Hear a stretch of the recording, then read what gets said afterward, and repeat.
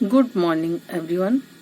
आज मैं आपके पाठ बच्चे काम पर जा रहे हैं का सार बताने जा रही हूँ। इसका जीवन परिचय आप स्वयं पढ़ लीजिएगा, ठीक है। वैसे जीवन परिचय में से कुछ आएगा तो है नहीं, इसलिए मैं सीधे पाठ के सार पर जा रही हूँ। इस पाठ में ये जो कविता है, इस कविता में क्या बताया गया है? इस कविता में बताया गया है कि आज के भौतिकतावादी युग में मानव से दूर तो हुआ ही है, पर साथ में ही उसने बच्चों के बचपन को भी छीन लिया है। सामाजिक और आर्थिक विषमताओं ने बच्चों को खेलकूद और शिक्षा से दूर कर दिया है। सर्दियों की कोहरे से भरी सड़क पर बच्चे सुबह सवेरे काम पर जा रहे हैं, जो समय की सबसे भयानक बात है। कभी जानना चाहता है कि क्या बच्चों की खेलने की सारी गेंदें अंतरिक्ष में खो गई हैं, या दीमकों ने उनकी रंग बिरंगी किताबों को खा लिया है? क्या उनके सारे खिलौने नष्ट हो गए हैं? क्या सारे विद्यालय, बाग बगीचे और घरों के आंगन अचानक समाप्त हो गए हैं? यदि बच्चों से उनके बचपन में ही काम लिया जाने लगा तो यह विश्व के लिए बहुत खतरनाक बात है।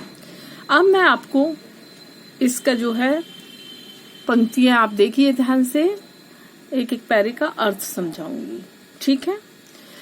कोहरे से ढकी सड़क पर बच्चे काम पर जा रहे हैं। सुबह सुबह बच्चे काम पर जा रहे हैं। हमारे समय की सबसे भयानक पंक्ति है यह। भयानक है इसे विवरण की तरह लिखा जाना चाहिए, इसे सवाल की तरह। काम पर क्यों जा रहे हैं बच्चे? अब इसकी मैं व्याख्या कर रही हूँ कि राइटर क्या कहना चाह रहा है।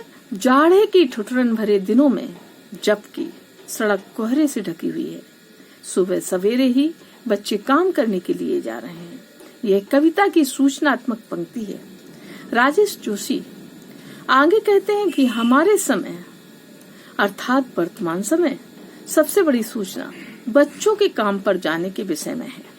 यह समाज को आगाह करते हुए कहते हैं कि बच्चे जिनका बचपन उमंग, स्वास्थ्य, शैक्षणिक परिवेश तथा चिंताहीन तरीके से गुजरना चाहिए, उनका काम पर जाना हमारे समय का सबसे अधिक भयानक सत्य है। आखिर क्यों वे काम की तलाश में जा रहे हैं? इस प्रश्न को सामने लाकर कवि एक प्रकार से समाज के सामने एक अनुत्तरित चुनौती रख देता है, क्योंकि शायद सामाजिक व्यवस्था ही वह मूलभूत कारण है जिसने विसंगतियों के सारे कारणों को जन्म दिया है। कभी कहता है कि इस बात को हमारा समय विवरण की तरह ना ले, सवाल की तरह ले और सोचे कि वे बच्चे जो शायद आने वाले समय अर्थात भविष्य के सुंदर समाज की आधारशिला हों, किन कारणों की वजह से सुबह सुबह काम पर जा रहे हैं। ठीक है, ये आपकी इतनी पंक्तियों का अर्थ है। उसके आगे देखिए, क्या अंतरिक्ष में गिर गई हैं सारी गेंदें? क्या दीमकों ने खा लिया है सारी रंग बिरंगी किताबों को? क्या काले पहाड़ के नीचे दब गए हैं सारे खिलौने? क्या किसी भूकंप में ढह गई हैं सारे मदरसों की इमारतें? क्या सारे मैदान में सारे बगीचे और घरों के आंगन खत्म हो गए एकाएक? इसकी व्याख्या बताने जा रही हूँ। अब उन्होंने आगे कहा है कि क्या दुनिया भर की सारी गेंदें जो है अंतरिक्ष में गिर गई हैं? क्या सारी रंग बिरंगी किताबें को दीमक खा गया है? क्या सारे खिलौने किसी काले पहाड़ के नीचे दब गए हैं? क्या भूकंप ने गिरा दिया सारे स्कूलों की इमारतों को? क्या सारे घरों के आंगन, बगीचे और खेल के मैदान एकाएक इस दुनिया से लापता हो गए हैं? कभी समाज से पूछता है कि ऐसा क्या हुआ कि जो बच्चे स्कूलों में, घरों में, खेल के मैदानों में दिखाई पड़ने चाहिए, जिनके हाथों में किताबें, गेंदें और खिलौने होने चाहिए, उनके हाथों में काम पकड़ा दिया गया है और वे जाड़े की सर्दी में ठुठुरते हुए काम पर जाते हैं, सड़क पर दिखाई देते हैं। ये आपका इन पंक्तियों का अर्थ हुआ। इसके आगे की देखिए, तो फिर बचा ही क्या इस दुनिया में? कितना भयानक होता है अगर ऐसा होता। भयानक है, लेकिन इससे भी यह और सारी हर्ष मामूल पर दुनिया की हजारों सड़कों से गुजरते हुए बच्चे, बहुत छोटे छोटे बच्चे काम पर जा रहे हैं। इसकी व्याख्या करना चाहूंगी। कविता की इन पंक्तियों में कभी कहता है कि जिस समाज व्यवस्था जो उसका अभिप्राय दुनिया से यही है कि मतलब वो समाज की व्यवस्था पर क्या करना चाहता है, आक्षेप करना चाहता है। वो कहना चाहता है कि बचपन को ही मार दिया इस समाज ने, तो उनके पास बचेगा ही क्या। लेकिन वस्तु स्थिति यह नहीं है। वह कहता है कि दुख इस बात का है कि दुनिया भर की सारी चीजें वैसे ही पड़ी हुई हैं, सुरक्षित हैं, लेकिन उन्हें अर्थात उन बच्चों को जिन्हें इन चीजों की जरूरत है नहीं मिल सकती हैं। क्यों?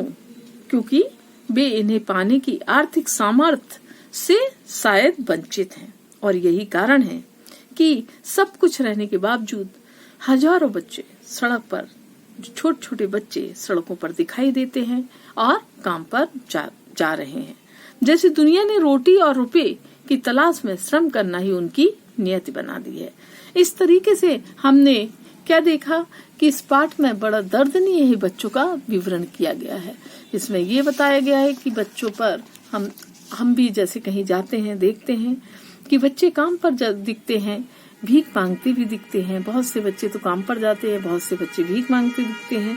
तो ये सब क्या है? उन बच्चों को जिनको पढ़ना चाहिए जिस उम्र में, वह उम्र में वह ये सब काम करते हैं। ये बड़ी ही भयानक स्थिति है। इस स्थिति पर लोगों को ध्यान देना चाहिए और इन बच्चों के भविष्य का निर्माण करना चाहिए। ओके, ये आपके पाठ का सार हो गया।